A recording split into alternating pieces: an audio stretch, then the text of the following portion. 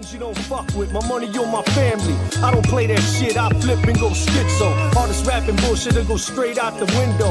And I'm very plugged in these streets for your info. From New York to LA and everywhere in the middle. So check, made up and set up the stage while we celebrate like it's Thanksgiving every day. But anyway, pass the turkey, mashed potatoes, and the gravy too. I'm here to eat, I wish I was here to play with you. I'm chilling at the finish line with my feet up, and of course we thank God every time before we eat. In the region south of Chicago, everything feels a little bigger than life. The bridges and boats and buildings, the movers and shakers, even people's dreams.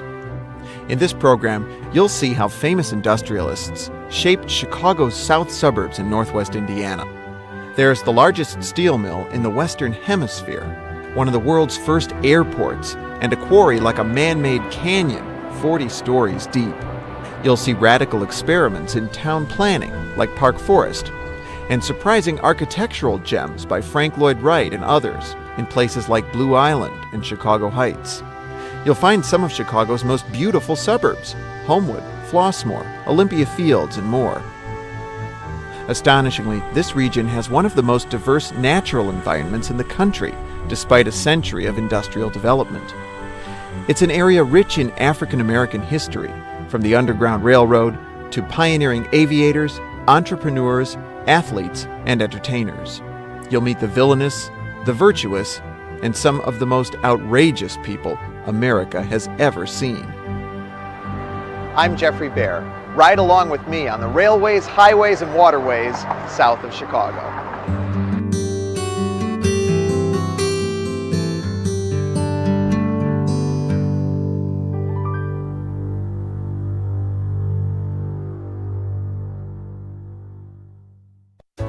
Our tour starts in Gary. From there, we follow the Lake Michigan shoreline west and north to Chicago's Calumet Harbor, where we board a tugboat and cruise the Calumet River to Blue Island. Then we hop aboard a Model A Ford and head south on the old Dixie Highway, visiting suburbs on and near the historic route until we reach the town of Crete. Finally, we double back, ending our tour in America's prototype post-World War II planned community, Park Forest.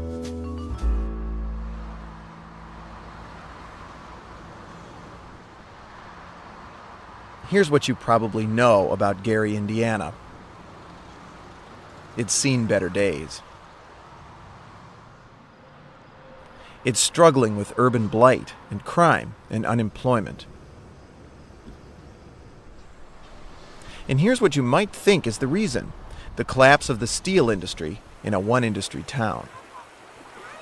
But this is what you probably don't know about Gary. U.S. Steel is still going strong here. Gary Works is still the biggest steel mill in the Western Hemisphere and has almost certainly produced more steel over its lifetime than any plant on Earth.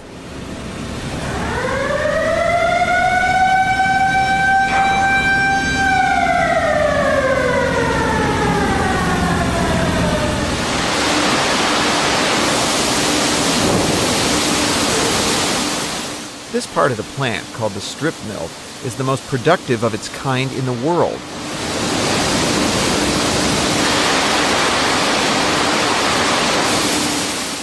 Here, red-hot slabs of steel are rolled into ribbons up to 1.5 miles long. The end product is used to make car bodies, washers, dryers, and other appliances. The steel industry didn't collapse here, but stiff foreign competition and other financial pressures forced it to change, in fact, to revolutionize the way it works. Today, it takes just 23 workers to operate the strip mill. Overall, this plant is about as productive today with 7,000 employees as it once was with nearly 30,000. Other mills in the area went through similar modernizations. The ones that didn't closed down. But the city of Gary was built at the height of the industrial age to serve a very different kind of steel industry. And today, the city is struggling to adapt to a huge reduction in workforce and a dramatic decline in population. The story of Gary's rise and sudden fall, and now its hoped-for rebirth, is like a great American novel. At the turn of the 20th century, the future site of Gary was a nearly uninhabited place called Etna. Although it wasn't far from Chicago, it was so desolate that its main business was a dynamite factory. Chicago-based silent movie studios used the area to film desert scenes. It was just the kind of place Judge Elbert H. Gary was looking for to build the world's largest steel mill. Elbert Gary was a former mayor of Wheaton, Illinois, and a DuPage County judge. His Pittsburgh-based company, U.S. Steel, was the largest business enterprise the world had ever seen. But as large as it was, it couldn't meet the demand for steel at the start of the 20th century. The answer to Gary's problem was the sandy shore at the southern tip of Lake Michigan, halfway between the northern ore mines and the southern coal fields, and a stone's throw away from Chicago. Construction began in 1906 with teams of horses leveling the dunes. The mill opened in February 1909. It drew immigrant workers from around the world and African Americans from the Deep South. In his attitude toward his workers, Elbert Gary had something of a split personality. On the one hand, his company paid high wages, more than $6 a day, offered stock ownership, and invented the slogan, "Safety First." On the other hand, his laborers worked 12-hour days, 6 and 7 days a week, with a 24-hour swing shift every 2 weeks. And Gary would have nothing to do with unions. Finally, after a bitter strike in 1919 and then a personal appeal from President Harding in 1923, U.S. Steel instituted an 8-hour day in the mills. But the plant wasn't unionized until 1937, 10 years after Elbert Gary died. Most U.S. Steel workers lived in the city built by the Gary Land Company, a subsidiary of U.S. Steel, and named for the company's chairman. This is the Gary Land Company's very first building. It was restored and landmarked in the 1980s, and it's now part of the Gary Historical and Cultural Society. Gary is America's largest city, founded in the 20th century. It rose from nothing to a population of more than 55,000 in little more than a decade. People called it the Magic City and the City of the Century. And like its namesake, it had a split personality. Executives, foremen, and skilled workers lived in what was called the first subdivision of Gary. It was a pristine neighborhood with paved streets, lovely homes, and a bustling business district. But most plant laborers lived farther south in a shantytown called the Patch. It had no paved streets or running water or sewers, but it had plenty of saloons, including one called the Bucket of Blood. Gambling and prostitution flourished there. As the steel industry grew and prospered, so did Gary. Broadway, the main drag that ran directly to the plant gate, was lined with stores, banks, theaters, and restaurants. The domed City Hall and County Courthouse stand as reminders of Gary's glory days. The original designs for the buildings were part of a grand gateway to Gary by the famous Prairie-style architect George W. Mayer. But Mayer, who suffered from depression, committed suicide in 1926 before construction started. His son Philip redesigned the City Hall in neoclassical style. The Lake County Superior Court building right across the street is its near twin, designed by a local architect. The Northwest Indiana Water Company's 150-foot tall tower has been a local landmark since it was built in 1910. Many of the prairie-style homes in the first subdivision were designed by Chicago architects George and Arthur Dean for the Gary Land Company.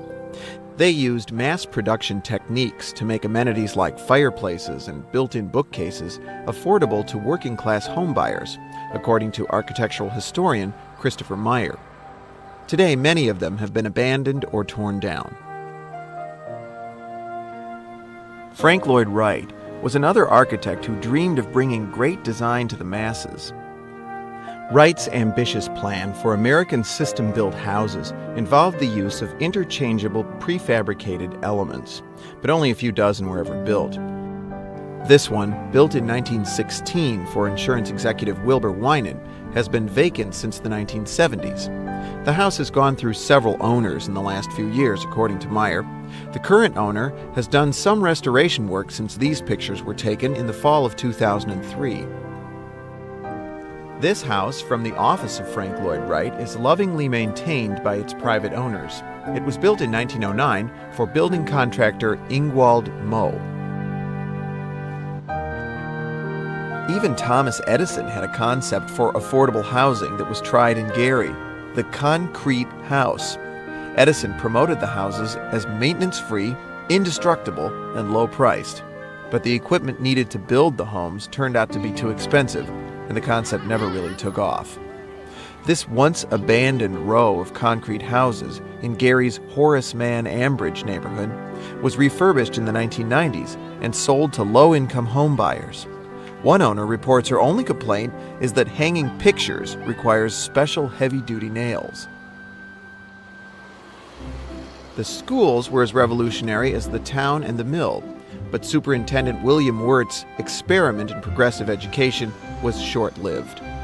Wirt was a radical reformer who'd grown disillusioned with traditional public education.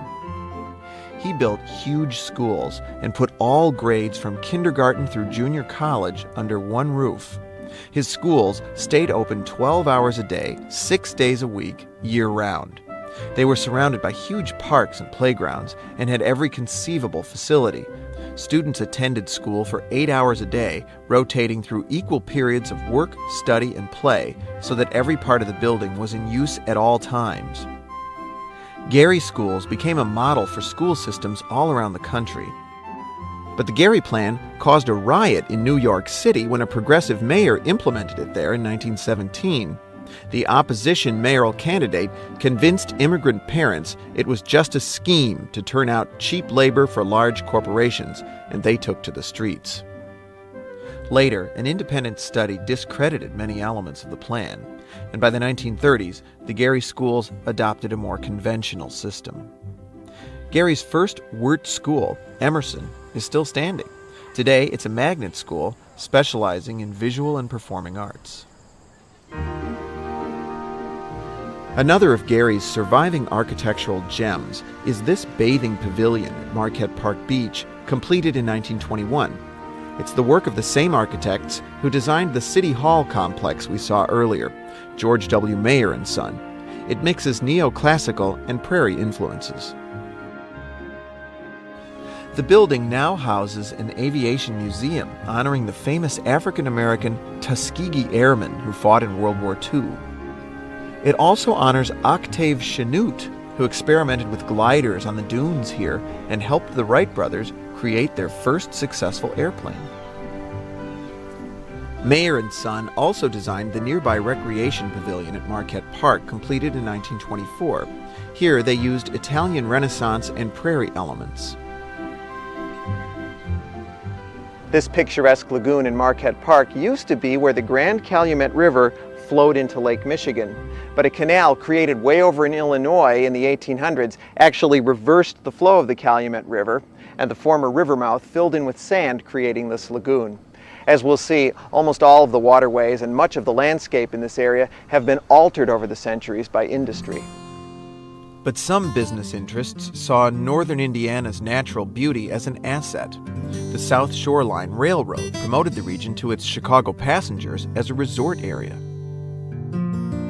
And the railroad donated land and loaned money to help create Indiana Dunes State Park, east of Gary in Chesterton. The South Shoreline is the nation's last surviving interurban. The interurbans were trolleys that took people from town to town in the days before intercity highways. Other areas of the dunes were saved by a local grassroots organization with the help of Senator Paul Douglas. They convinced the federal government to create the Indiana Dunes National Lakeshore in 1966. It extends east from Gary all the way to Michigan City. In 1967, Democrat Richard Hatcher took on Gary's powerful Democratic political machine in a bid to become one of America's first black mayors. When Hatcher won the Democratic primary, the local Democratic Party threw their support to his Republican opponent. Not to be deterred, Hatcher took out an ad in the New York Times seeking financial support and got help from national civil rights leaders and from Senators Bobby and Ted Kennedy. He won the election by less than 2,000 votes, and he held the job for the next 20 years. Hatcher's election raised hopes for black empowerment in America, but downsizing in the steel industry throughout the 70s and 80s caused big problems for the mayor and his city. As jobs dried up, local businesses shut down, buildings were abandoned, and a third of the residents fled Gary. There were efforts at revitalization. In the 1980s, Gary built a downtown convention hall and a transportation center. Both were designed by local African-American architect Wendell Campbell. The transportation center won 6 design awards. But federal aid to the city dried up during the Reagan administration, leaving Gary with no money for more projects. Under Hatcher's successor, Thomas Barnes, the city continued to struggle. Barnes did succeed in laying the groundwork for the Majestic Star and Trump casinos at Buffington Harbor. They opened in 1996. That same year, this overwhelmingly African-American city elected a white mayor, Scott King, a Chicago-born lawyer who had never held elective office. He was re-elected in 1999 and again in 2003 for his work on affordable housing, public safety, and economic development, but he's probably best known for his efforts to boost Gary's image. For example, Gary hosted the 2001 and 2002 Miss USA pageants, and pro sports have come to town. The Gary Steelheads of the Continental Basketball Association formed in 2001. And in 2003, a new minor league baseball team, the Gary South Shore Railcats of the Northern League, took up residence in the splashy new U.S. Steel Yard. It's a $40 million, 6,000-seat stadium, complete with skyboxes and a big screen TV scoreboard. Motorists can see the stadium and even a little of the ball game as they pass through Gary on the Indiana Toll Road. One of the world's largest Bennigan's restaurants is in the right field corner. Gary sees it as a real vote of confidence from an important national chain. Gary Chicago Airport wants to be the region's third major airport. It has a terminal with 3 gates, a runway longer than any at Midway, and an ambitious FAA-approved expansion plan, but only 4 regularly scheduled commercial flights a week as of February 2004. Chicago-based Boeing Corporation currently uses the airport for its fleet of corporate jets. Gary, Indiana, Gary, Indiana, Gary, Indiana, that's the town that knew me when. Gary was the supposed hometown of con man Harold Hill in The Music Man. Turned out he lied about that, but some other famous people really are from Gary. Michael Jackson and his brothers formed the Jackson 5 here in 1966. They won talent contests, and in 1968, they auditioned for Motown owner Berry Gordy. By 1970, they had 4 number 1 hits, including ABC. Other famous Gary natives include film and TV actor Carl Malden, who worked in the mills for 3 years before leaving to seek fame and fortune, football player and broadcaster Alex Karras, and astronaut Frank Borman. He was commander of Apollo 8, the first space mission to leave Earth's gravity and orbit the moon. Later, he was president of Eastern Airlines. The Borman Expressway is named for him. If you're looking for the earliest industry in this area, go a little south and east of Gary to what is today Merrillville and Hobart. The first industrial plants in northern Indiana weren't steel mills, they were grist mills, like this one in Deep River County Park, southeast of Hobart. John Wood built the first one in 1838 and named the area Woodvale. That mill is gone now. His son Nathan built this one in 1876. It was restored in 1976 to give us a taste of flour made the old-fashioned way. John Wood was a temperance man, so he probably wasn't too happy about the Merrillville area's other big industry, distilleries. One is still standing. It's called the Old Mill at 73rd and Madison on a branch of Turkey Creek, built in 1851 by John and Elizabeth Law. It's now a pizzeria. Today, Merrillville's big industry is entertainment. The 3,400-seat Star Plaza Theater presents acts as diverse as the area, everything from big-name R&B and country to retro rock and kids shows. Now, let's start our journey northwest along the lakefront. Our first stop might make you do a double take. It looks like we've been transported to an English working-class village. But this is Marktown in East Chicago, Indiana. It's the unfinished dream of Chicago industrialist Clayton Mark. Mark built a steel mill in East Chicago in 1914. He hired the famous architect Howard Van Doren Shaw to design this company town to house his workers. Shaw had designed homes for Mark and many of his neighbors in the wealthy suburb of Lake Forest on Chicago's North Shore.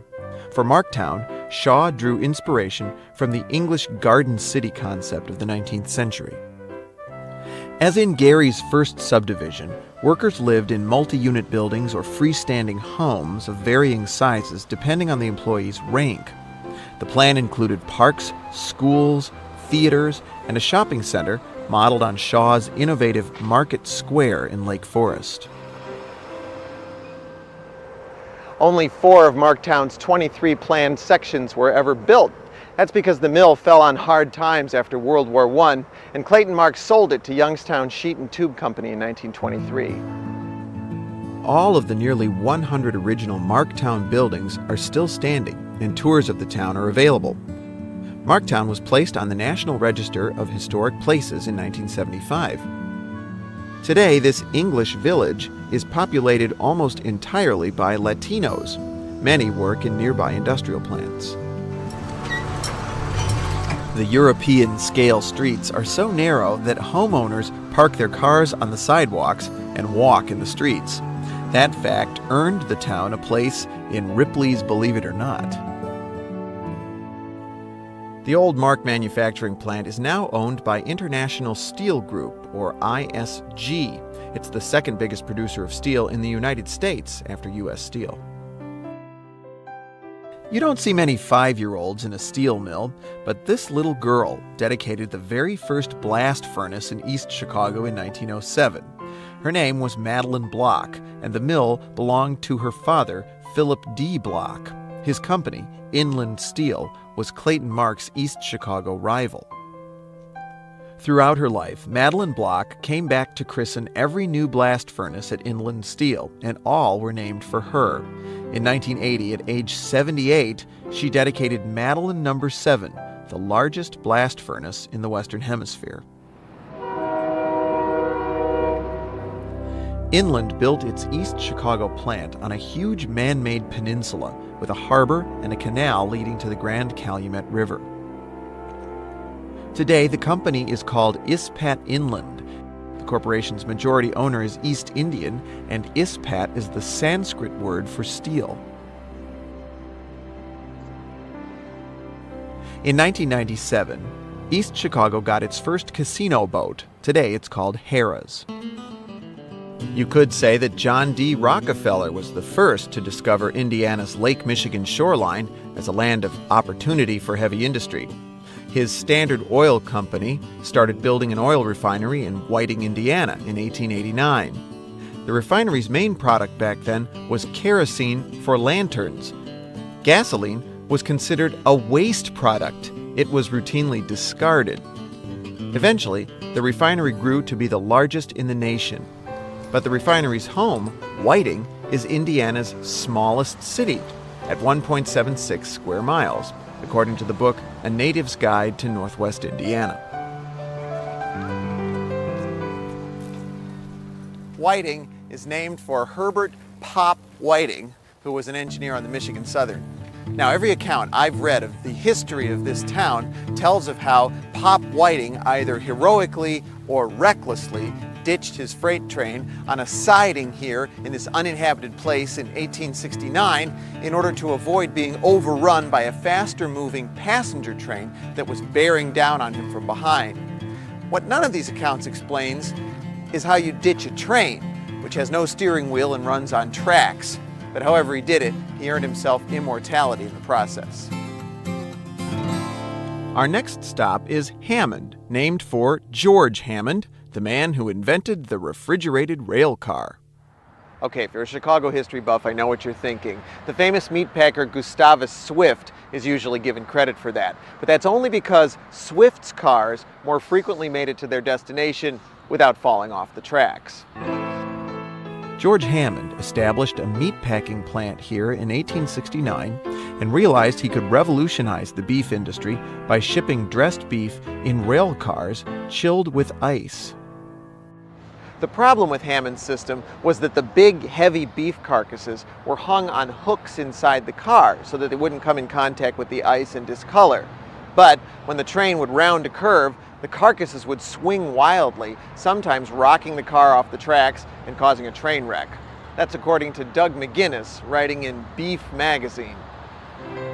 Hammond annexed a lakefront community called Roby in 1897 and shut down its illegal gambling casinos. But 100 years later, Hammond warmly welcomed gambling back to town with the Empress Casino boat. It became the Horseshoe Casino in 2000. Humorist Gene Shepard used his childhood in Hammond as inspiration for the classic holiday movie A Christmas Story. Oh, skunked again. He was a New York radio raconteur who made a career out of lampooning his Rust Belt hometown, which he called Homan. Shepard obviously knew his Hammond history. The town was originally called Homanville after its founder. There's far more to know about Northwest Indiana than I could possibly tell you in this brief tour. One place to learn more is this Welcome Center in Hammond. The whimsical design by architect Chuck Bone represents the lake, dunes, industry, and farmland. The center offers lots of local information and also has a John Dillinger Museum. America's first public enemy number one figures prominently in Lake County history. Among other things, he escaped from a jail in Crown Point, where he was being held for killing a police officer in an East Chicago bank robbery.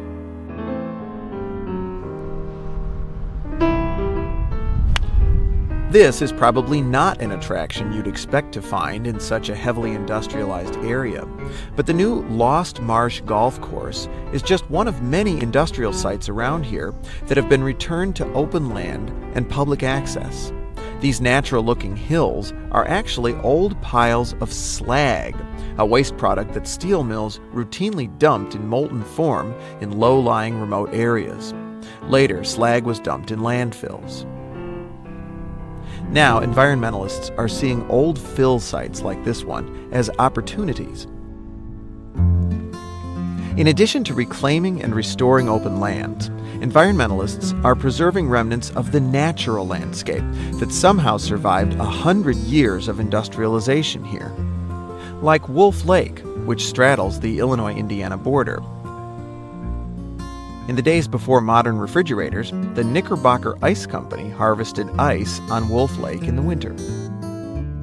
Despite its infamy as the place where murderers Nathan Leopold and Richard Loeb dumped the body of their young victim in 1924, and despite its appearance as a stagnant pool ringed by industry, it's actually a haven for wildlife. Chicago's Field Museum proved that when it conducted a bio-blitz here on August 23, 2002. 650 species and still counting! The goal was to count as many species as possible in a single 24-hour period. An army of scientists and volunteers slogged through the muck, collecting all manner of plant and animal life. They counted nearly 2,000 species, some endangered, and several they didn't know existed here. Their conclusion: remarkable diversity remains. Efforts are now underway to rehabilitate and protect this precious oasis in the middle of an industrial landscape. We've reached the border of Indiana and Illinois. Here on the lakefront, wedged between a power plant and a highway overpass, is a relic from frontier days. Surveyors erected this monument in 1833 to mark the border between Illinois and Indiana. In 1929, Commonwealth Edison put a power plant on the state line. The Renaissance Revival-style architecture turned a potential eyesore into a lakefront landmark. Although the plant is in Indiana, all of its electricity is sold to the city of Chicago. The Illinois-Indiana border here is a modern-day trading post, according to Jim Sulsky, writing in the Chicago Tribune magazine. Hordes of Illinoisans daily cross the border for cheap gas, liquor, cigarettes, fireworks, which are illegal to bring back into Illinois, and Lake Michigan gambling boats. Research shows that 80% of gamblers come here from Illinois, according to Sulsky. And Sulsky points out that on weekends, a horde of Hoosiers crosses into Illinois to buy liquor, which can't be purchased in Indiana on Sundays. As we enter Illinois on the lakefront, we see Chicago's Calumet Park. It's built on landfill, mostly slag, which was dumped into the lake in the days before environmental laws. Just past the park is the mouth of the Calumet River, the entrance to the Port of Chicago.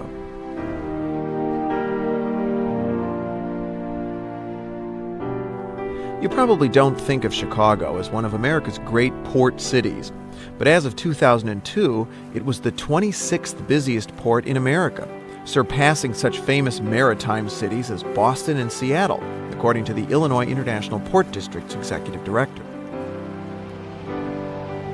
Here on the Calumet River, tugs and barges mingle with Great Lakes freighters up to 1,000 feet long, and even the occasional overseas ship arriving via the St. Lawrence Seaway. The port handles raw materials for steelmaking, as well as grain, salt, sugar, fertilizer, chemicals, and more.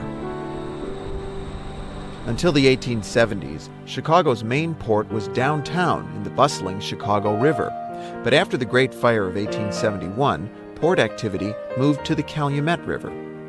The man who developed Calumet Harbor was James Harvey Bowen, president of the Calumet and Chicago Dock and Dredge Company, which deepened and straightened the waterways here and subdivided the land. Soon there were railroads, hotels, and businesses. Ironically, Bowen was killed by the development he helped to create here. He was thrown from his buggy when a steam engine startled his horse. With the opening of the harbor, an old lighthouse built in 1851 was put back into service. It stood out in the lake at the end of a long seawall. Mary Ryan took over as lighthouse keeper when her husband died in 1873. She hated the job. In her diary, she wrote, "This is not a fit place for anyone to live in." Her replacement finally arrived in 1880, according to the book Women Who Kept the Lights.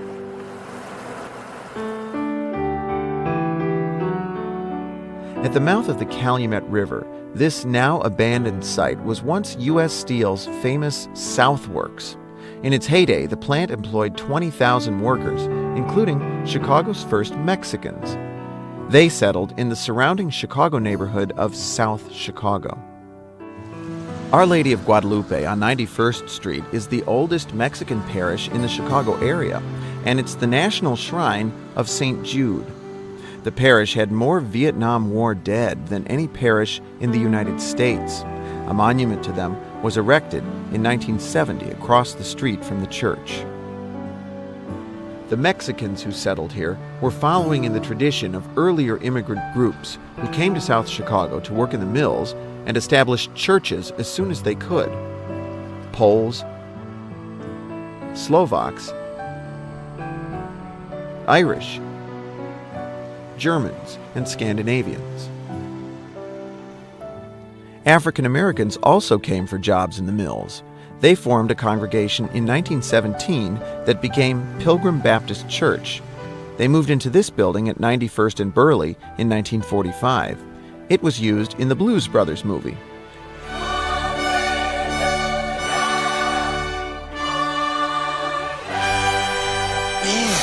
The film was shot at many locations south of Chicago. We'll see more of them later. Chicago's oldest continually operating synagogue is in South Chicago, too. Today it's the home of Beth Shalom B'nai Zaken Ethiopian Hebrew congregation, which is made up almost entirely of African American Jews. The neighborhood of South Chicago was dealt a devastating blow in the 1990s when Southworks closed. The city hopes to turn that loss into the opportunity of a lifetime. The site has been completely cleared, except for these heroic-sized ore walls. At 2,000 feet long and 40 feet high, they were just too costly to demolish. This 573-acre site is now the largest tract of vacant land in Chicago. It's larger than the downtown loop, and it has over 1.5 miles of Lake Michigan shoreline. The city has mapped out a brand new neighborhood to be built here. The nearly half-mile-long slip along the ore walls might become a marina and waterfront entertainment district. The walls themselves might be used to display art or to screen outdoor movies on summer nights. The southern half of the site will be an industrial business park. Solo Cup is the first company to announce plans to build a new plant here. Most exciting of all, the plan returns the lakefront here to public access. There will be a large new lakefront park with spectacular downtown views, and a narrower stretch of lakefront parkland extending south the full length of the site.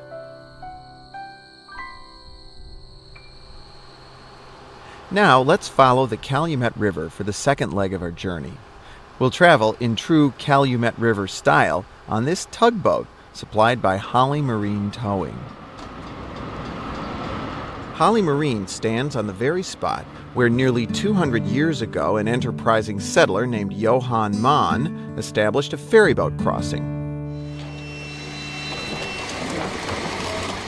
The grave of one of the settlers who lived here back in those days can be found today in the middle of a scrapyard along the Calumet River at 92nd Street.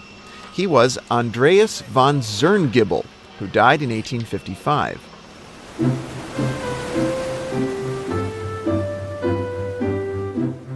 The Calumet shows up on some of the earliest maps of the region, with such spellings as Kennebec with a K and Calamink with a C.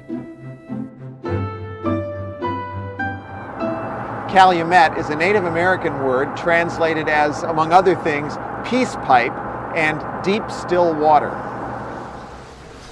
These towering structures are vertical lift bridges for railroad trains.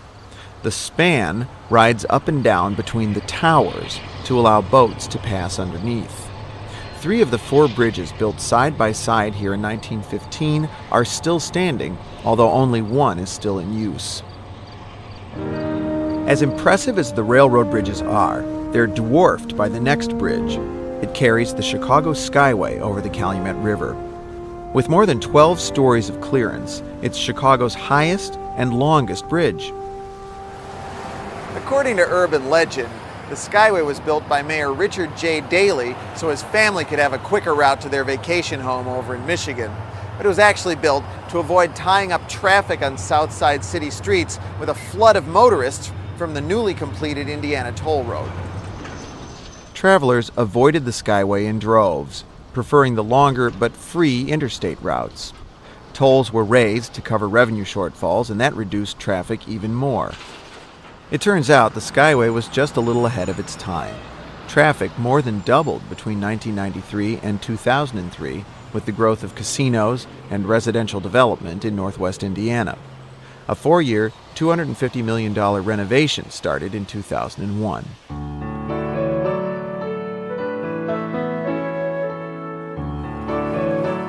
South of the Skyway, we pass between the neighborhoods of East Side and South Deering. In the 1920s, the river here was lined with factories making steel and soap, paint and chemicals, even breakfast cereal at the General Mills plant. Virtually all the plants are shut down now, but some of the property is still used for shipping and storing raw materials. Continuing south on the Calumet River, we come to the site of one of the bloodiest incidents in modern labor history. People called it the Memorial Day Massacre of 1937. It happened at Republic Steel, around 116th Street. In late May of that year, about half the plant workers went out on strike in an effort to unionize. Republic Chairman Tom Girdler said he'd go back to hoeing potatoes before he'd agree to have a union in his plant, according to an account by author Howard Fast. On May 30th, after several days of conflict between workers and police guarding the plant, strikers and their supporters and family members tried to demonstrate at the plant gate. A line of police blocked their way. Insults were thrown, then sticks and bottles. The police responded with a volley of gunfire.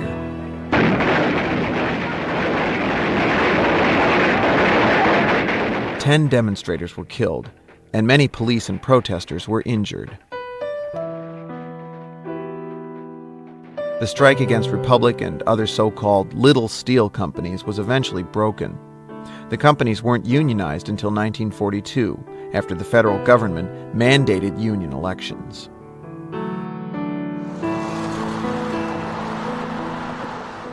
At the base of a flagpole, in front of a former Union Hall near the site of the incident, is a monument that memorializes those killed. In 1984, Republic Steel became LTV Steel, which filed for bankruptcy in 2001 and closed the plant. Just ahead is a Chicago neighborhood where manufacturing is still alive and well. For nearly 20 years, this plant in Hegewisch produced the Ford Taurus, America's best-selling car. Like many plants in the area, it produced military vehicles during World War II. In 2004, the plant prepared for the end of an era when the last Taurus would roll off the line and the factory would be re-engineered to make a variety of 21st century vehicles.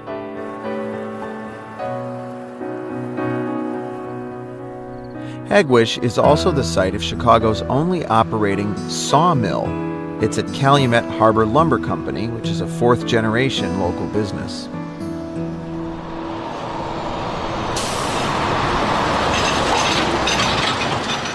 Hegewisch is named for Adolf Hegewisch, who built a rail car factory here but never achieved the success of his nearby rival, George Pullman.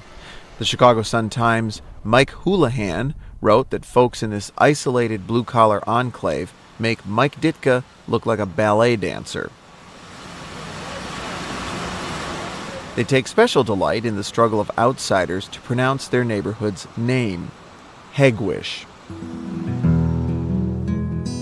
We've now traveled about 8 miles inland on the Calumet River, and we're at Lake Calumet. This lake is sort of the poster child for the rise and fall of industry here. Lake Calumet was once known for its natural beauty and abundant wildlife. Chicago sportsmen established private hunting reserves here, and Frank Lloyd Wright drew up plans in 1898 for a lavish amusement resort on the lake. That was never built. George Pullman used Lake Calumet as the idyllic setting for the company town he built around his famous railcar factory. Today it's a Chicago neighborhood called Pullman.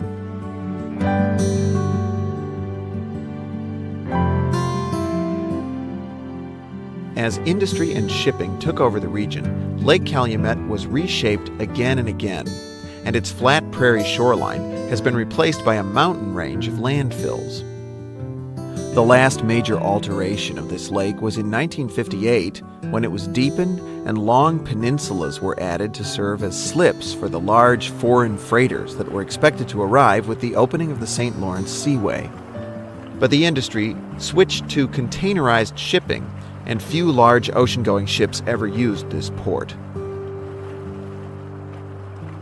The newest plan for Lake Calumet and the surrounding region embraces the fact that miraculously, despite all the changes wrought by industry, this is still one of the most important native habitats in Illinois.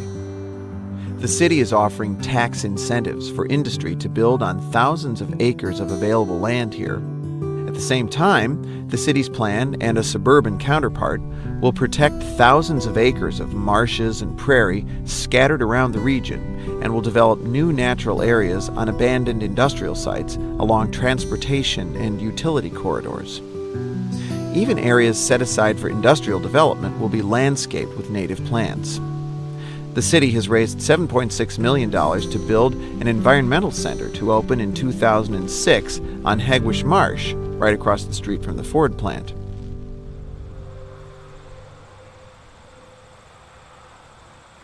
Coming back out of Lake Calumet, we head toward a place where three rivers come together: the Calumet, Little Calumet, and Grand Calumet. To get there, we travel on a mysterious man-made canal that's now a part of the Calumet River. No one is quite sure who first created this channel. One theory is that it was a portage used by Native Americans. After centuries of dragging canoes through here, they wore down the land, and after a flood in 1803, well, it became a canal. However it happened, it reversed the flow of the Grand Calumet River, which formed the lagoon I showed you way back in Gary's Marquette Park. The Thomas J. O'Brien Lock helps preserve the backwards flow. At 1,000 feet long, it's the largest lock on the Illinois waterway system, and it's also the newest. It was built in 1960 when the waterway was deepened to handle bigger barges and ships. Just beyond the lock, in suburban Burnham, the three rivers come together: the Calumet, the Grand Calumet, and the Little Calumet. Locals told me they think this wrecked ship and abandoned barge that block the Grand Calumet were put there intentionally many years ago to keep boaters out of the shallow river. We enter the Little Calumet, which takes us first to Calumet City. The town has a rough and tumble reputation dating back to the time when it was Al Capone's hangout. Cal City's notorious strip of gambling houses, brothels, strip clubs, and all-night bars flourished until a reform-minded mayor bulldozed it in the 1990s. The same mayor was later sentenced to 5 years in jail on federal corruption charges. Another demolition project in Calumet City led to the discovery of the oldest building in the area. This settler's cabin, built around 1830, was found under 2 layers of siding in 1970 when a home was being torn down to build a mini-mall. The cabin was once the home of the Shrum family. They were the first permanent settlers here and owned, among other things, the local pickle works. The Calumet City Historical Society restored it and offers tours by appointment. As we head west from Calumet City, we pass below the Bishop Ford Freeway, part of I-94. Bishop Lewis Henry Ford was the pastor of Chicago's St. Paul Church of God in Christ for nearly 60 years. He was the international leader of the 8.5 million member church from 1990 until his death in 1995. He was also an advisor to President Clinton. Ford was born in Mississippi, and he was an early civil rights leader. He spoke at the funeral of Emmett Till, the Chicago boy whose murder on a trip to Mississippi sparked outrage and a national movement for racial tolerance. Passing through Dolton and Riverdale, we reach Calumet Park, where the river forks again.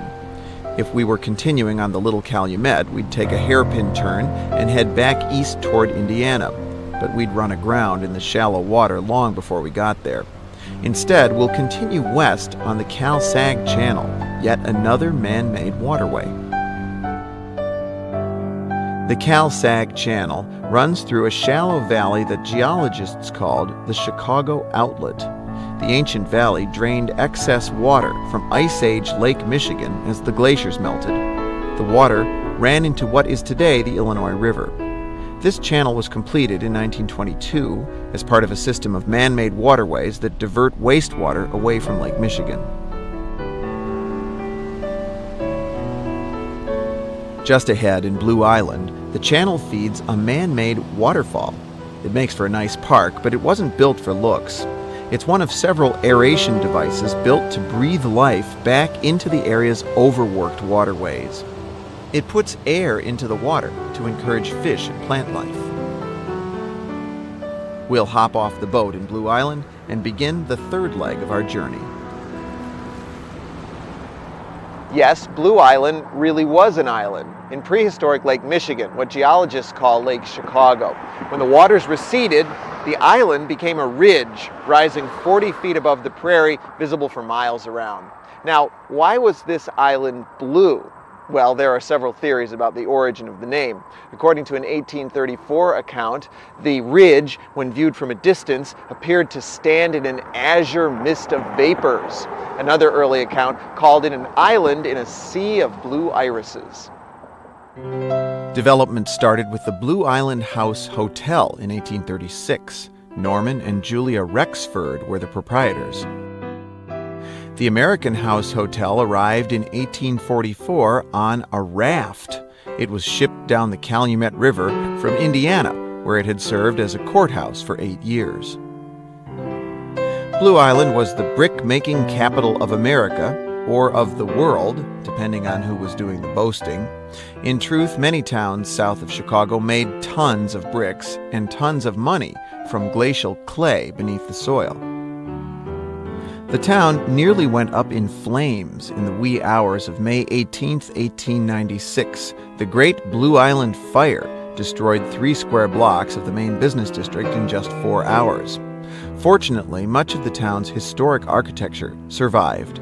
The local historical society offers a walking tour of well-preserved pre- and post-fire buildings. George W. Mayer, whose work we saw in Gary, designed this home for prominent local banker William Weber in 1898. A young architect in Mayer's firm was a third-generation Blue Islander named Robert Seyfarth. Seyfarth's first design in Blue Island is clearly inspired by Mayer's love of the prairie style. But when he struck out on his own in 1911, Seyfarth started working in a variety of historical styles instead.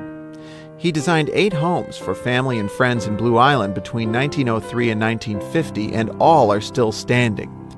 But he's best known for the homes he built on Chicago's wealthy North Shore.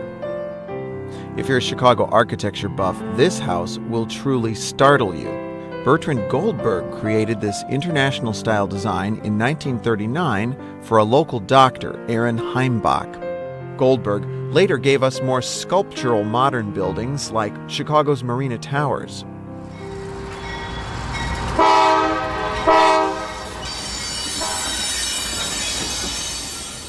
Enough rail lines converge in Blue Island to bring out the little kid in every grown-up. These 5 steel bridges over the Cal-Sag Channel carry nearly 100 freight trains a day and form a picturesque backdrop that's become legendary in the world of train fanatics. But local motorists stuck at railroad crossings feel more frustration than fascination. Trains a mile and a half long are increasingly common, and towns like Blue Island are levying fines to punish railroads that snarl traffic. The most historic road in this historic town is Vincennes. Well, it doesn't look like much today, but this was an Indian trail that followed the Illinois-Indiana border all the way down to Fort Vincennes in southern Indiana, which the French established in 1732. In Chicago's earliest days, Gurdon S. Hubbard established fur trading posts all along the trail and visited them frequently. Indians nicknamed him Swift Walker. The road became known as Hubbard's Trace. It was marked with milestones. We'll see one that still exists later in South Suburban Crete. Hubbard's marriage to a Native American teenager named Wachika helped him in his dealings with the Indians. Watseka, Illinois is named for her. But as Chicago evolved from a frontier trading post to a commercial city, Hubbard divorced Wachika and married a white woman. He went on to become a land speculator, meat packer, freight forwarder, banker, and eventually state legislator. And Vincennes Avenue has another claim to fame. It was part of the Dixie Highway, conceived at the dawn of the automobile age.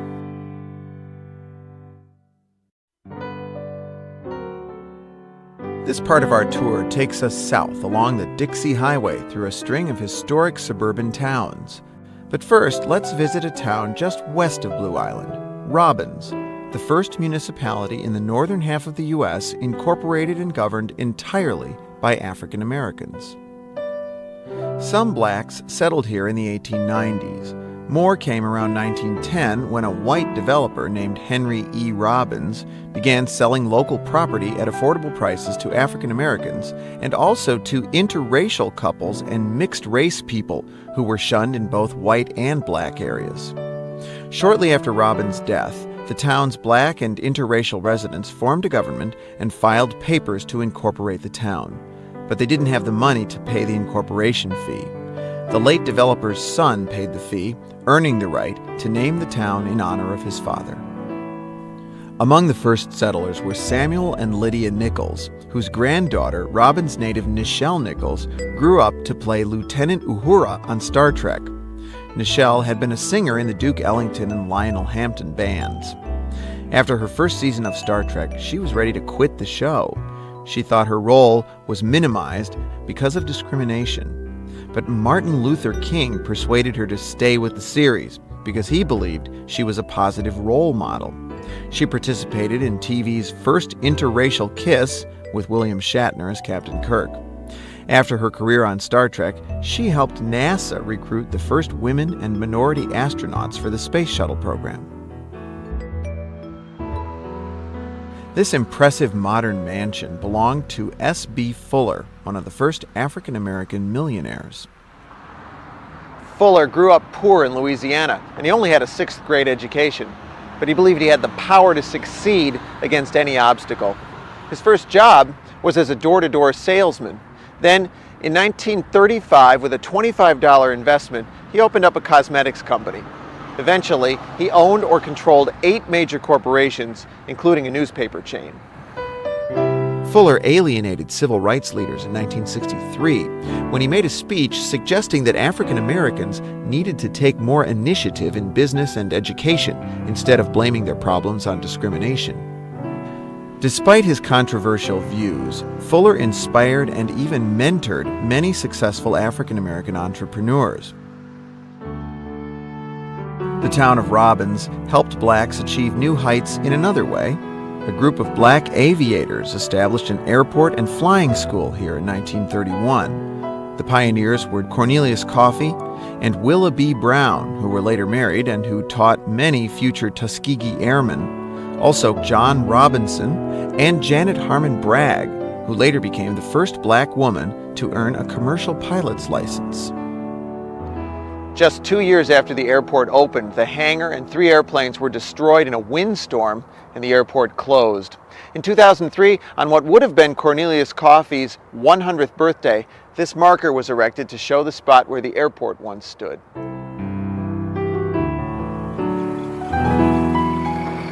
We're back in Blue Island now, and it's time to head south on the Dixie Highway. We'll travel in a 1928 Model A Ford Woody with owner Bob Steinmetz at the wheel. Believe it or not, the highway predates this car by more than 10 years. The Dixie Highway opened in 1915, allowing early motorists to drive from Chicago all the way to Miami Beach. Long-distance driving was an outrageous notion back then, and it took an outrageous person to make it a reality. His name was Carl Fisher. Fisher was born in Greensboro, Indiana in 1874 and was a salesman from the very start. First he sold newspapers, then bicycles, then cars. He attached one of his cars to a helium balloon and floated over Indianapolis to publicize his dealership. He set a speed record in 1904, driving 2 miles in just over 2 minutes on a track. Yes, that's 60 miles an hour in 1904. He struck it rich by marketing the first practical automobile headlight. He used some of the money to promote automobile racing. People thought it was a crazy idea, but his Indianapolis 500 turned skeptics into believers and made Fisher even richer. Then he got an even crazier idea. He bought a bunch of swampland in sparsely populated South Florida and started building a tropical resort called Miami Beach. He predicted that vacationers of the future would want to travel there by automobile, so he built them a highway. Telephone poles along the route from Chicago to Florida were painted with the red and white DH symbol to guide vacationers and land buyers to Fisher's paradise. He lured them there with bathing beauties. The very first one was his own wife, Jane, whom he had married when he was 35 and she was 15. By 1925, Florida's population had increased by 6 million people, and Carl Fisher was worth $50 million. But his life was falling apart. His marriage ended and he started drinking. A failed Long Island land deal and a hurricane in Florida nearly ruined him. The 1929 stock market crash finished him off financially. Carl Fisher died in 1939, broke, alone, and all but forgotten, in Miami Beach, the town he created. U.S. highways made the Dixie Highway obsolete, but local promoters are keeping its memory alive with new historical markers and an annual vintage car rally called the Dixie Dash.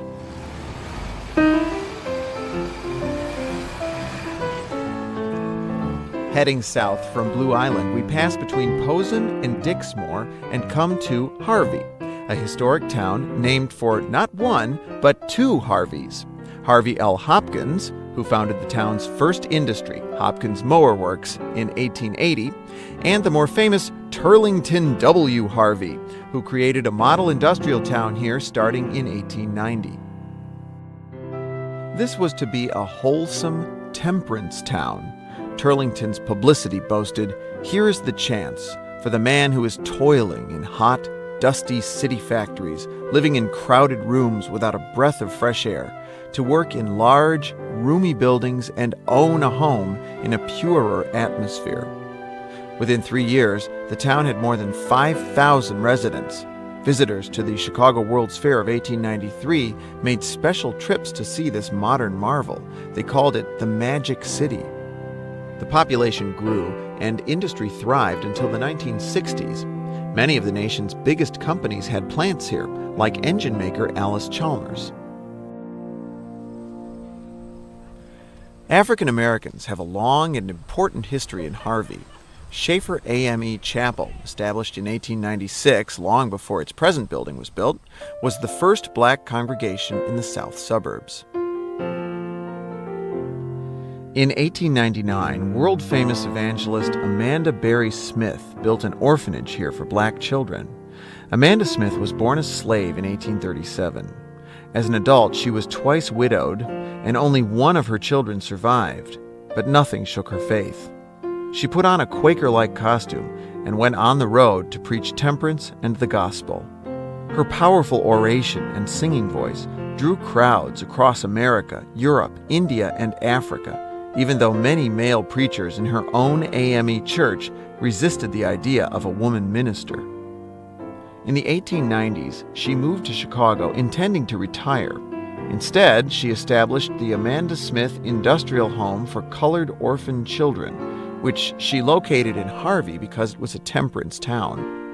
Amanda Berry Smith died in 1915.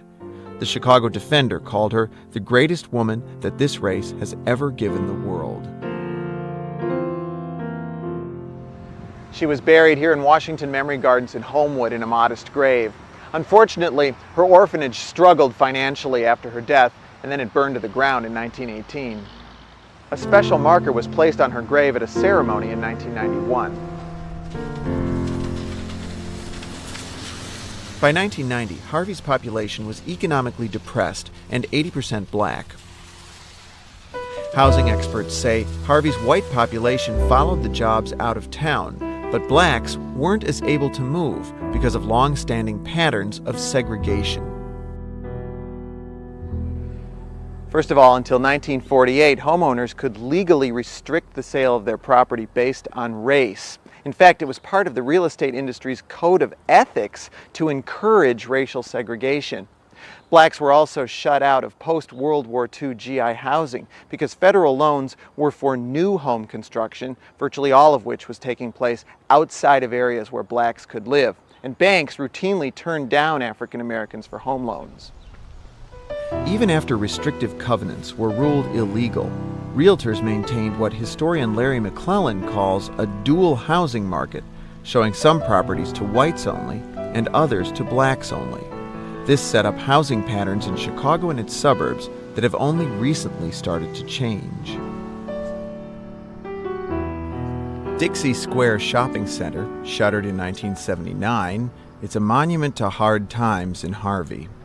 In 1980, director John Landis used the abandoned mall for the Blues Brothers movie. Lots of space in this mall. He put in new storefronts and shot this classic car chase scene there. The mall remains abandoned today.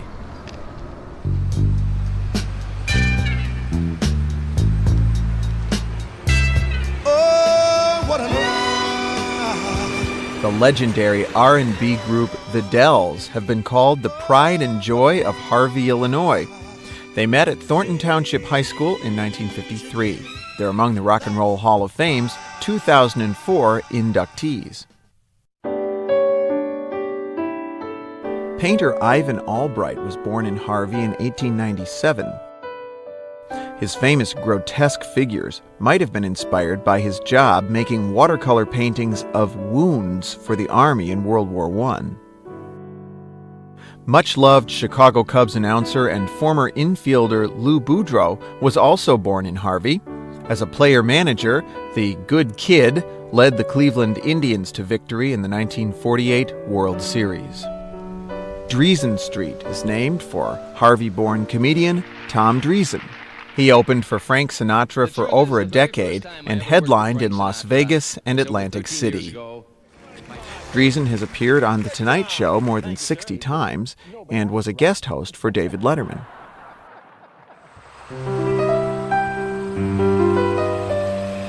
Just south of Harvey, the Illinois Central built the largest rail yard in the country in 1920. Markham Yard was named for Illinois Central President Charles Markham. A recent large expansion of the yard has brought much-needed economic development to this area. The town of Markham is home to a natural wonder, too, a cluster of 4 grasslands owned by the Nature Conservancy and Northeastern Illinois University. This one, Gensburg-Markham Prairie, was saved by the stock market crash of 1929.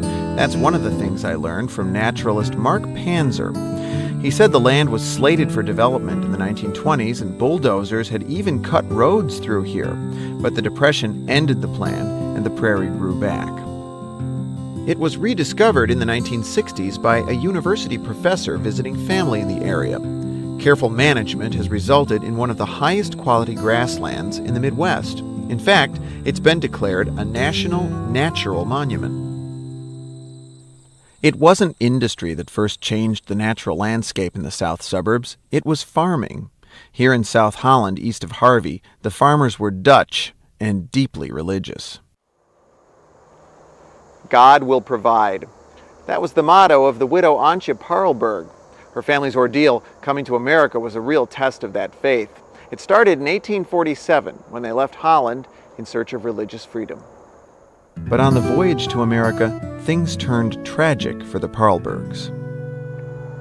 Antje's husband and her infant child both died on the 62-day crossing. The ship's captain offered to return the grieving family to Holland at no charge, but Antje refused. God will provide, she said. And they set off for Holland, Michigan, via the Erie Canal and the Great Lakes. But a fierce storm on Lake Michigan blew their ship all the way to Chicago. There, they met some other Dutch immigrants who led them out here to South Holland. Antje bought some land, she and the kids built a log cabin, and they started farming. The widow had been swindled. The land was only worth a fraction of what she paid for it. She and her family struggled financially. They even had to split up for a time and live among neighbors. But Antje had found the religious freedom she dreamed of. In 1848, the community brought a pastor from Holland, and Antje helped found the first church. It still exists today as the first Reformed church of South Holland. Some services were conducted in Dutch here as late as the 1940s. Author Edna Ferber immortalized Widow Parlberg in her 1924 Pulitzer Prize-winning novel, So Big. You can experience South Holland's pioneer lifestyle firsthand here at this homestead. It was built by Antje's son Peter in 1870. The South Holland Historical Society restored it, along with the home of Peter's in-laws, the Van Oostenbrugges. A century after Widow Parlberg's ordeal, a humble onion plant turned South Holland's Dutch truck gardeners into wealthy farmers. It's called the onion set, a kind of little onion bulb that's sold to farmers and gardeners who use it to produce bigger onions and green onions. South Holland was the onion set capital of the world. At its height, just after World War II, it produced 1.5 billion pounds of onion sets annually. Up until World War II, they were all harvested by hand. During the war, German POWs were used to help plant and harvest the onion sets. Many Dutch settlers were fervent abolitionists. Some of their homes became stops on the Underground Railroad. One of them was Jan Tun. The Dutch were known for having large families, but the size of Jan Tun's family was beyond belief. According to one account, he and his wife Agatha had 23 children. By the time he died in the 1890s, his extended family numbered in the hundreds. They actually incorporated and elected officers. The post-World War II housing crisis changed South Holland from a farming community into a bedroom community. Today, the Dutch are no longer the majority here. South Holland is a little more than 50% African American. Leaders here value diversity, and they're trying to maintain it, but it takes work. Later on, I'll show you some inspiring programs designed to foster stable, integrated communities all over the South Suburbs.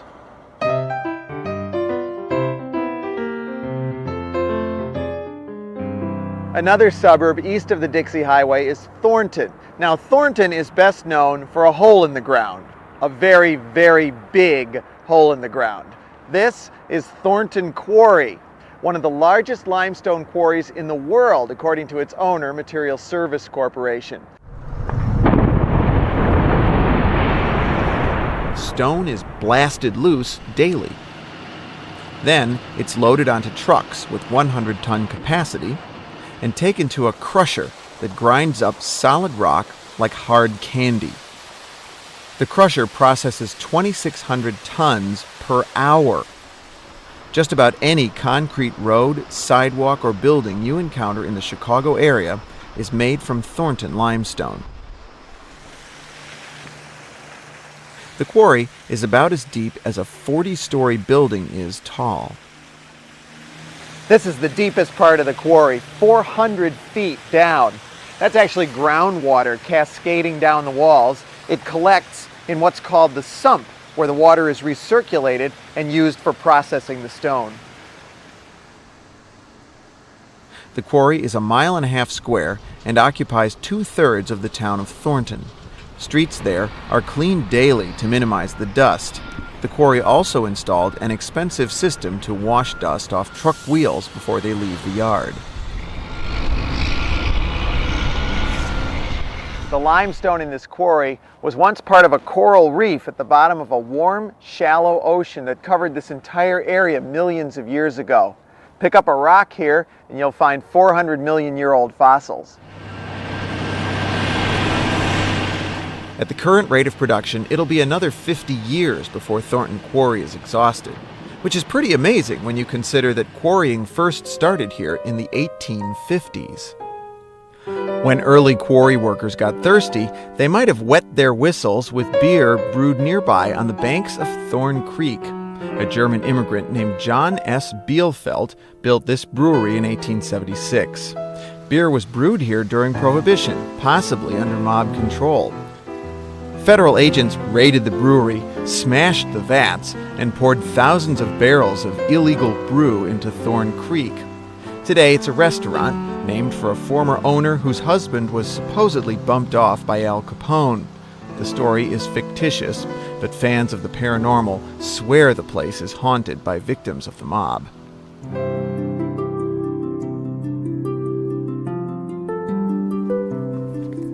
Just south of Thornton Quarry in Glenwood is a haven for at-risk kids founded more than 100 years ago by a former Humane Society agent named Oscar Dudley.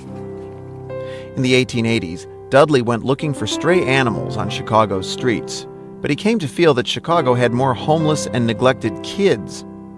So he founded what became the Glenwood School for Boys in 1887, with help from Abraham Lincoln's son, Robert Todd Lincoln. After 116 years as a boys' school, Glenwood started admitting girls in 2003. The school helps low-income, mostly single-parent families in difficult circumstances. Glenwood is also home to a historically African-American cemetery, Mount Glenwood Memory Garden, established in 1902. African Americans suffered racism even in death. They couldn't be buried in many cemeteries in Chicago, so special funeral trains brought the deceased and the mourners to far-flung cemeteries like this one. This is the grave of Fred Duke Slater, an All-American Iowa football star who was probably the only person to have simultaneous careers as a pro football player and lawyer. He practiced law during his last 4 pro seasons with the Chicago Cardinals from 1927 to 1931, and later became a Chicago judge. This is the grave of an all but forgotten African-American sports hero, Major Taylor. In 1899, he was the fastest bicycle racer in the world. He once said, "Life's too short for a man to hold bitterness in his heart," but he had every reason to be bitter. Taylor started racing as a teenager with coaching from an Indianapolis bike shop owner who had hired him to perform bicycle stunts in front of his store. Soon people were calling him the Colored Cyclone. But white racers got Taylor banned from racing in his own hometown and in the South. One white competitor pulled him from his bicycle and choked him unconscious. After winning a world championship in Montreal in 1899, Taylor was finally allowed to compete in his own country's nationals and won in 1900. His racing career made him one of the country's wealthiest African Americans. But after he retired at age 32, his life slowly fell apart. He died at age 52 in the charity ward of Cook County Hospital and was buried here in a pauper's grave. Nearly 20 years after his death, a group of bike racers with money from Schwinn Bicycle Company had Taylor's body moved to a new gravesite here and installed a plaque honoring him. Now let's head back to the Dixie Highway. It's just west of here in Homewood. As you can see, this is a town that really takes its Dixie Highway history seriously. But half a century before the highway was built, it was a railroad that got Homewood started. This is one of many towns that grew up along the legendary Illinois Central. It came through in 1853. Its mission was to settle the prairie, so it bypassed any existing settlement of more than 100 people. The hope was that new towns would form along the train line. The plan worked. Between 1850 and 1860, Illinois' population more than doubled. The line ran the full length of the state, from Chicago to Cairo. There, passengers could board an Illinois Central steamboat on the Mississippi bound for New Orleans. Samuel Clemens, also known as Mark Twain, piloted some of them between 1859 and 1861. Eventually, the railroad was extended all the way to New Orleans. It was called the Main Line of Mid-America. Abraham Lincoln was the Illinois Central's lawyer from 1851 to 1861. Later, the IC took Lincoln's body on its final journey home. The Illinois Central carried almost a third of Union troops and supplies during the Civil War. Later, it brought waves of African Americans north in what came to be known as the Great Migration. The Illinois Central's City of New Orleans was one of the most famous trains in the glory days of intercity train travel. Riding on the City of New Orleans, Illinois Central Monday morning rail. This song by Chicago favorite Steve Goodman mourns the end of that era. Today, Metro Electric commuter trains and Amtrak provide passenger service on the old Illinois Central tracks. Some early Homewood residents understood that the railroad had the potential to turn this small farm town into a residential community. A local entrepreneur named Henry Gottschalk tried his hand at home building. His family had made its money from from a hay press that served local farmers and a brickyard that made clay tile to drain farm fields. But Henry used the bricks from his family's brickyard to build 6 houses. The bricks were proudly stamped with the name of the town. 4 of Henry Gottschalk's 6 houses are still standing. 2 of them have been designated local landmarks. This one, the Doorband Howe House, was saved from demolition and restored by the Homewood Historical Society. The other one was Henry Gottschalk's own home. Tragically, Henry Gottschalk's wife, sister, and 2-year-old daughter were struck and killed by a train in 1891. Ironically, another local German immigrant, August Steiner, is said to have invented railroad crossing gates. Steiner was a well-known tinkerer. He built this fire engine in 1871. It was the town's first. It still works, and the fire department occasionally brings it out for parades and special events. Steiner also patented a corn husking machine and owned the local flour mill. Another inventor from Homewood, John Miller, has been called the Thomas Edison of roller coasters. He invented special wheels that keep roller coaster cars on the track and allow for far higher and steeper drops and turns. And you know that clanking sound you hear as the roller coaster climbs that first steep hill? Well, that's another Miller invention called the safety ratchet. It prevents the cars from rolling backwards. People often are surprised by the number of golf courses in the south suburbs. It's an area more associated with factories than fairways. But in the late 1800s, as the Scottish sport was becoming popular in America, city dwellers found plenty of open land in the south suburbs to build courses, and the Illinois Central made this area easily accessible. One of the first clubs was built on Homewood farmland. Ravenslow Country Club was built in 1901 by members of Chicago's elite Jewish Standard Club. It's named for the Dutch farmer whose land they intended to buy to build the club. Well, actually his name was Ravensloot, but club members thought Ravenslow sounded better. Now it turned out Ravensloot's land was prone to flooding, so they ended up building the club on a different piece of property, but they liked the name and kept it. Early members included some of the biggest names in the garment industry, Hart, Schaffner and Marx, Spiegel and Florsheim, as well as Sears president Julius Rosenwald. The huge Spanish Revival clubhouse was built in 1916. Next door to the club, the Illinois Central built this impressive station in a similar style. Chicago Magazine ranked Homewood #1 in its class in a 2003 survey of suburbs. The village got especially high marks for health and safety, parks, libraries, and especially schools. Homewood is another suburb where racial integration seems to be working.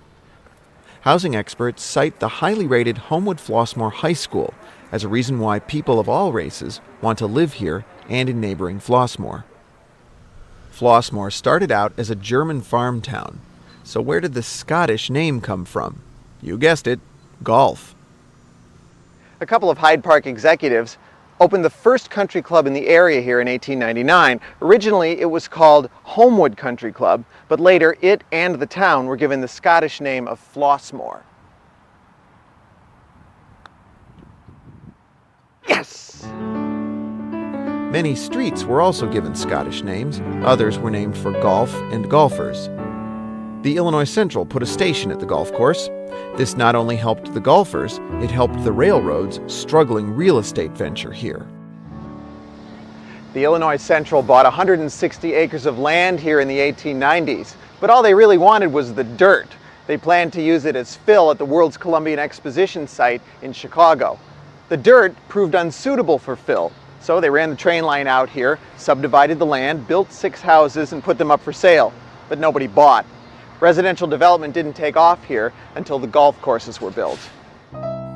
The old train station, built in 1906, was restored in 1996 and turned into a brew pub. There's a surprise around many corners in Flossmoor. The village has assembled an impressive collection of public art. Several of the works are displayed in a landscaped sculpture park. The rest are scattered throughout the quaint downtown.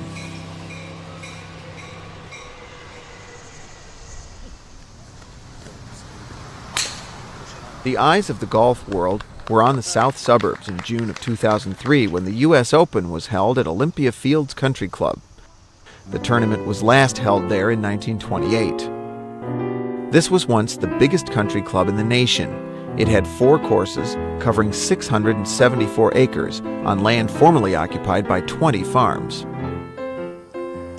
Butterfield Creek cuts a beautiful winding path through the course, beautiful that is, until your ball lands in it. The mammoth English Tudor clubhouse was built in 1928 at a cost of $1.3 million. Many champions have played here over the years: Bobby Jones, Sam Snead, Ben Hogan, Arnold Palmer, and Jack Nicklaus. And of course, Tiger Woods, who did not win at Olympia Fields in 2003. The championship went to Jim Furyk, his first major. Legendary U of C football coach Amos Alonzo Stagg was the club's first president. He suggested the name Olympia to honor ancient Greek athletic glory, and the streets in this town were given Greek names. Olympia Fields had a little trouble coming up with the minimum 150 voters needed to incorporate in 1927. They solved the problem by registering Illinois Central workers who were housed in work trains along the tracks, and by signing up vacationers who were camped out in tent colonies around the golf course greens. Today, Olympia Fields is a prosperous community. Slightly more than half the population is African American, including the mayor.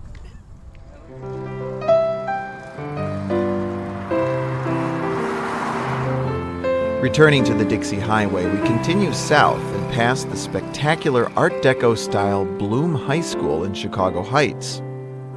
It was the first Illinois high school to be put on the National Register of Historic Places.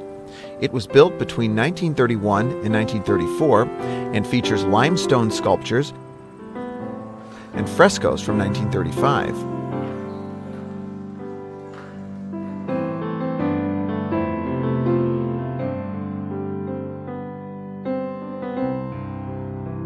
In Chicago Heights, you'll find the Crossroads of the Nation.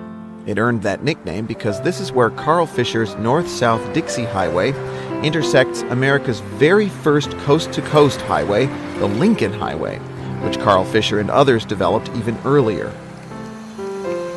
The R.K. Fountain, built in 1916, marks the historic crossroads. It was erected here by the R.K. Club of Chicago, a women's club devoted to encouraging American art. The earnest dedication ceremony included numerous speeches by club members and local dignitaries, peppered with verses from Emerson and quotes from Abraham Lincoln. The local newspaper gushed that the fountain, quote, benefited humanity now and evermore, its bubbling cups giving freely of the water of life to all who may come and drink. It became a well-used resting place for road-weary travelers. Carl Fisher proposed America's first transcontinental highway in 1912 as a gravel road called the Coast to Coast Rock Highway. Certainly the need was apparent.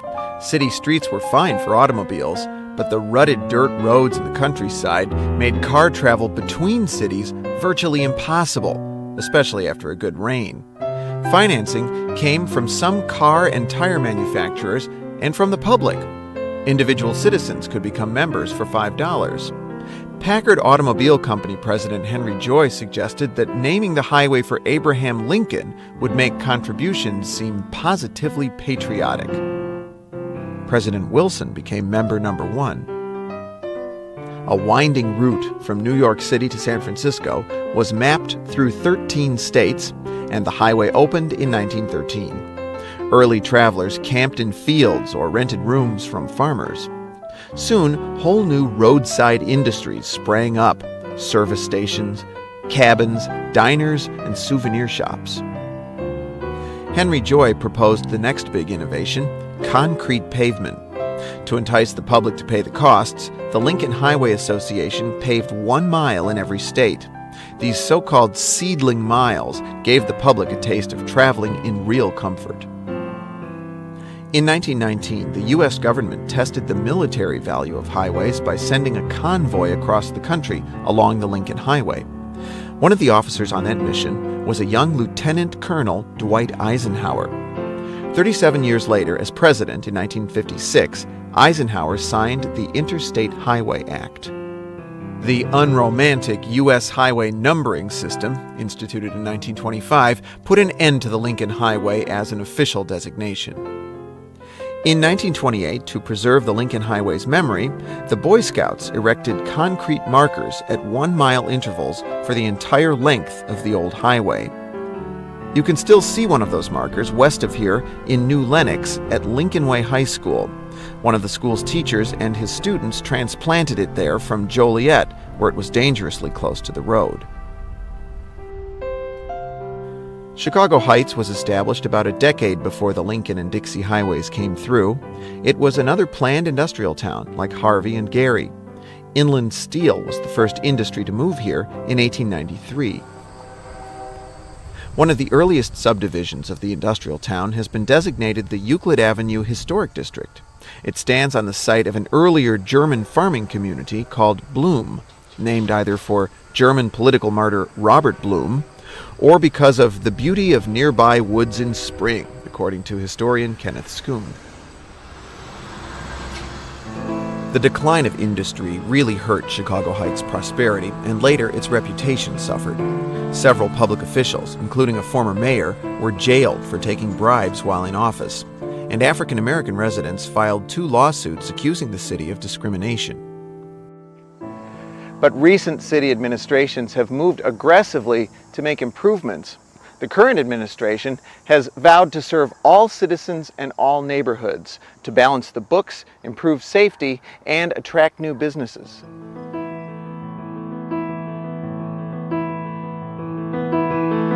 A little east of Chicago Heights is Lansing Airport, one of the first airports in the country.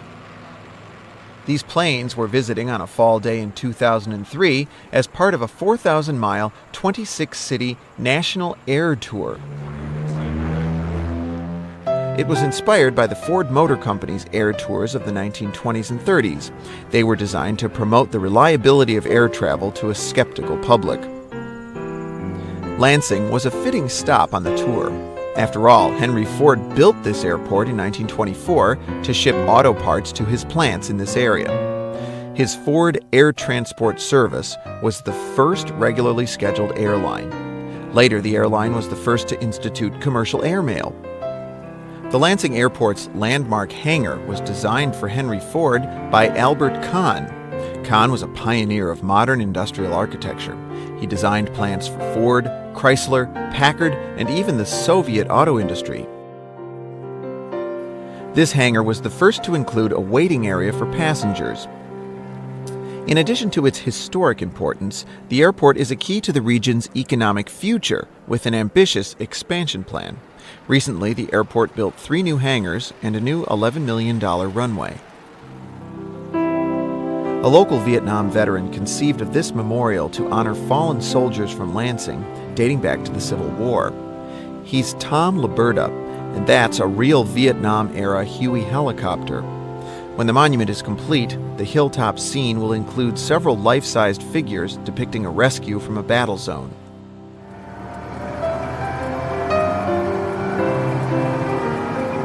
Continuing south from Chicago Heights, we reach another crossroads of America, centuries older than the Lincoln and Dixie highways. Today it looks like 100 other suburban intersections with gas stations and chain stores, but this was once called Brown's Corners, built at the crossroads of 2 great Indian trails. The north-south trail was the one that we've been following for a while now, the Dixie Highway. You'll remember originally it was called the Vincennes Trace and later on Hubbard's Trail. Well, right here it intersected the east-west Sauk Trail, which went from Detroit all the way to Rock Island, which in the early days was called Saukenuk. In 1833, Adam and Phoebe Brown from Ohio built a farm and an inn right here at this intersection and became the first permanent residents in the area. That's why some people consider South Chicago Heights to be the oldest settlement in the south suburbs. The Sauk Trail was a natural route for the Underground Railroad. Escaped slaves came from the Illinois River Valley to Joliet, then traveled east along the Sauk Trail to Indiana, Michigan, and Canada. This stone marks one of the stops on the Underground Railroad. It's in Sauk Trail Woods, west of South Chicago Heights. It was the McCoy family homestead. Another family of Sauk Trail settlers, the Batchelders, also sheltered escaped slaves.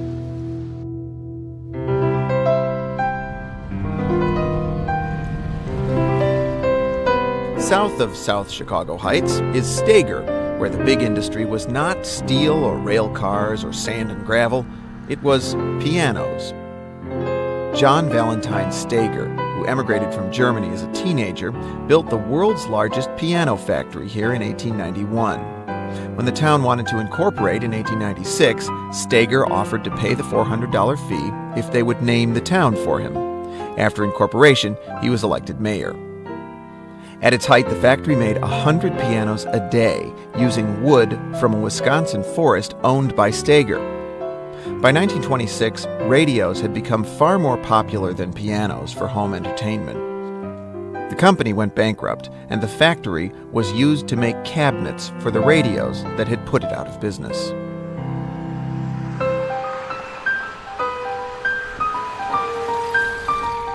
South of Stager, in Crete, is a Vincennes Trail marker from 1820, back in the days when Gurdon S. Hubbard was operating trading posts here. Thursday nights during the summer are called cruise nights in Crete.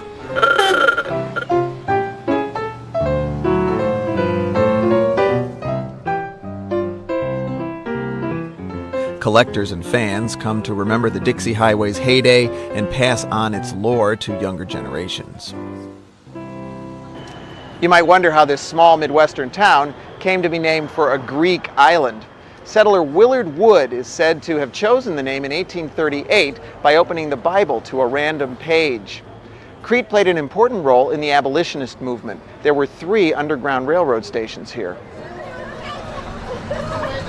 We say goodbye to the Dixie Highway here and circle back to the north and west toward our final destination, Park Forest.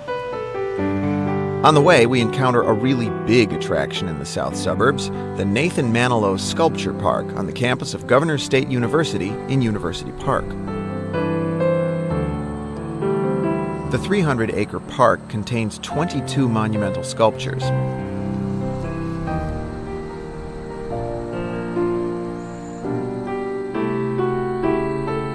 Field Rotation, an environmental sculpture by Mary Miss, covers 3.7 acres. Governor State University has long been at the forefront of fair housing and racial diversity efforts in the south suburbs. Most of its students are adults. In fact, the average age is 33. Typically, they're returning to seek bachelor's or graduate degrees after working and starting families. The quintessential place to start a family in the era after World War II is the next and last stop on our tour. A young Chicago family drives down to Park Forest, Illinois, for a look at a community that's as orderly and well-planned as their own big city is sprawling and confused. Park Forest was built here from scratch, starting in 1946. It was America's first fully planned community, built by private enterprise for returning World War II veterans, according to the Park Forest Historical Society's Jerry Schnee. The developers hoped to make a profit, of course, but they also had some idealistic notions about how to solve the severe housing shortage at the start of the baby boom. Developer Philip Klutznick was Commissioner of Federal Public Housing in the Truman administration. He said, "We aren't interested in houses alone. We are trying to create a better life for our people. We will have failed if all we do is produce houses." Klutznick said he believed in living over the store. He moved into this unit with his wife and 5 kids in 1948 when Park Forest was brand new. The family stayed in Park Forest until 1961. Klutznick later lived above the store on North Michigan Avenue after he developed the swanky Water Tower place. Klutznick and his collaborators, businessman Carroll F. Sweet, developer Nathan Manilow, and architect Gerald Lobel, designed a revolutionary community according to the most modern ideas about town planning. Klutznick said the completion of this town will mark one of the farthest-reaching actions of private enterprise to replace the usual crowded second-rate urban existence with the American way of life. First came the apartment buildings with 3,000 rental units like this one, which has been restored and is being operated as a house museum by the Park Forest Historical Society. The townhomes were built in clusters. Each had a parking area at the center and a communal tot lot visible from every home. The development was full of child-friendly features like that. Next came 5,700 single-family homes built on superblocks or park blocks, which were formed by winding streets containing open space and landscaping. It was the state-of-the-art in 50s-era town planning. There was a large regional shopping center called the Plaza. Its clock tower became a local landmark. Author William White wrote about Park Forest in the landmark book The Organization Man. In his view, the planners were trying to create a classless society that valued conformity above all else. He called it inconspicuous consumption, and he saw something ominous in this idealistic vision. White described these junior executives and their families as transients on a journey up the new ladder of post-war corporate America. White argued residents were becoming so conditioned by their community and their corporate employers that they risked losing their individuality and leadership ability, remaining, in his words, perpetual children. But many Park Foresters bristle at that characterization even 50 years later. They point out that these young veterans and their wives built all the institutions of municipal government and social society and ran the town themselves while working full-time jobs and raising families. Maybe the most interesting thing about Park Forest is that for all its emphasis on conformity and fitting in, it officially supported open housing and integration from the very beginning. But that policy wasn't tested until 1960, when an African-American university professor named Charles Z. Wilson moved into this house with his wife and 3 kids. Village President Robert Dinerstein made a promise to protect all citizens equally. Dinerstein and other leaders met with neighbors to calm their fears. Property values won't go down, they said, if panic selling does not occur. Wilson and the handful of other African Americans who moved to Park Forest in the 1960s endured some verbal harassment, but on the whole they said their experience was positive and uneventful. Today, Park Forest's population is about 40% minority, 35% African American, according to census figures. And it's widely viewed as the best example of a stable, integrated suburb in the whole Chicago area. South suburban leaders are working hard to encourage this kind of success all over the region. The Unity Coalition, formed in the 1990s, holds an annual event called Hands Across the Southland, as sort of an affirmation of their faith in diversity. And each year, dozens of residents host diversity dinners, welcoming each other into their homes. Park Forest's Human Relations Director Barbara Moore says the town is debunking myths and fears about racial integration with good schools, low crime rates, and cultural attractions like a professional orchestra and theater and a visual arts center. The iconic post-war era shopping center has been replaced with a more traditional downtown area with new streets and small storefronts. Larry McClellan, who is white and who has lived and worked in nearby University Park for 30 years, told me that the greatest gift he gave his children was to raise them in an integrated community. That's why people like Larry wouldn't live anywhere else. Of all the big dreams and grand ideas we've seen on this journey through the region south of Chicago, perhaps this humble notion of living together in harmony is really the biggest dream of all.